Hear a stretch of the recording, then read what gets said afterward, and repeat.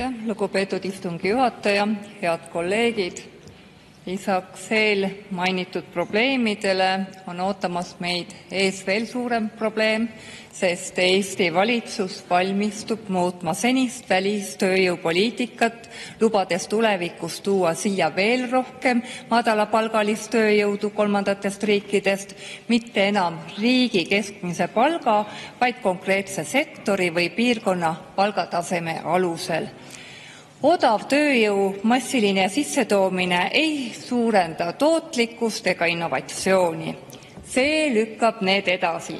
Kui ettevõtjal on lihtsam tuua Usbekistanist töötaja 1200-eurose palgaga, kui investeerida tootmisliini moderniseerimisse või maksta Eesti töötajale väärilist tasu, siis valib ta alati odavama tee. Eesti Tööandjate Keskliit ja valitsus räägivad, et tööjõupuudus on suur, kuid see puudus kehtib just odavalt töötada soovivate inimeste puhul. Tööjõupuudus ei tähenda, et inimesi pole. See tähendab, et tööandjad ei soovi maksta töö eest väärikat hinda. Tulemuseks on Eesti tööinimese väljatõrjumine tema enda turult.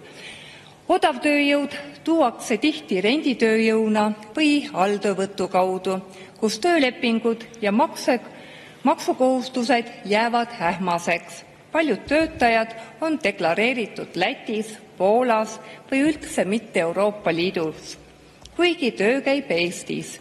Riik jääb maksutulust ilma, sotsiaalkaitsesüsteem saab vähem sisendit ja ausalt tegutsev Eesti ettevõtja on konkurentsis kehvemas olukorras. Tööjõud, kes ei ole püsivalt seotud Eesti sotsiaalsüsteemiga, ei kanna samaväärset solidaarsuskoormust. Kui nad jäävad haigeks või saavad vigastada, koormavad nad kohalikke tervishoiuteenuseid, aga nende panus süsteemi on olematu. Ajutiselt saabunud tööjõud ei lõimu, sest nad ei tule siia kodu looma, vaid raha teenima. Harvad pole juhud, kus kümned võõrtöölised elavad ühiselt üürikorterites, suhtlevad vaid oma keeles ja kogukonnas ning lahkuvad esimese võimaluse avanedes edasi mõnda teise Euroopa Liidu riiki. Eriti kriitiline on olukord Tallinnas, kus suur osa ehitus- ja teenindussektori töökohtadest on täidetud venekeelse või kolmandatest riikidest pärit tööjõuga. See tähendab, et eesti keele positsioon nõrgeneb just seal, kus see peaks olema kõige nähtavam, avalikus ruumis ja teeninduses. Mitmed kolmandatest riikidest pärit tööjõuallikad, nagu Valgevene, Usbekistan ja Bangladesh, ei võimalda riigil teha põhjalikku taustakontrolli, kuigi minister viitas, et seda tehakse igal juhul ja kõigile. Samuti pole tagatud, et need inimesed lahkuvad Eestist, kui nende tööleping lõpeb. On teada juhtumeid, kus ajutise tööloaga saabunu ei lahkugi, vaid kaob halli tsooni. Ametlik statistika ei peegelda nende tegelikku arvu, kuid tagajärjed on reaalsetes kuludes kohalikele omavalitsustele, politseile ja tervishoiule.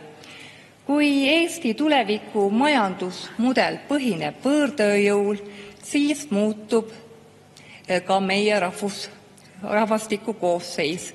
Meie rahvaarvu ei kasvata mitte eestlaste, vaid sisserändajate arvelt. See on aeglane, ent kindel tee rahvusriigi sisulise hävinguni. Eesti ei saa lubada endale odavtööjõupoliitikat, mille eesmärk on hoida palgataset all ja majandust kunstlikult kasvus. See on lühinägelik ja kahjulik. Palun 3 minutit. 3 minutit lisaaega, palun. Meie vajame majandusmudelit, mis hindab omaenda inimesi, investeerib nende oskustesse ja loob tingimused, kus Eesti tööline saab väärikat palka väärika töö eest. Seepärast peame me ütlema selge ei odavtööjõule, mis kahjustab meie tööturgu. Me peame ütlema ka ei massilisele sisserändele kolmandatest riikidest. Me peame kaitsma eesti keelt, kultuuri ja rahva julgeolekut. Viimastel aastatel on moslemi kogukond Eestis plahvatuslikult kasvanud.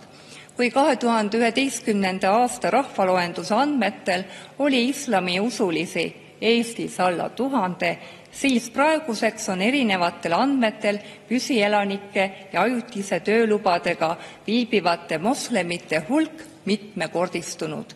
Hinnanguliselt ulatub see juba 10 000 inimeseni. See kasv ei ole juhuslik ega mööduv. Me näeme, mis on juhtunud Rootsis, Saksamaal ja Prantsusmaal.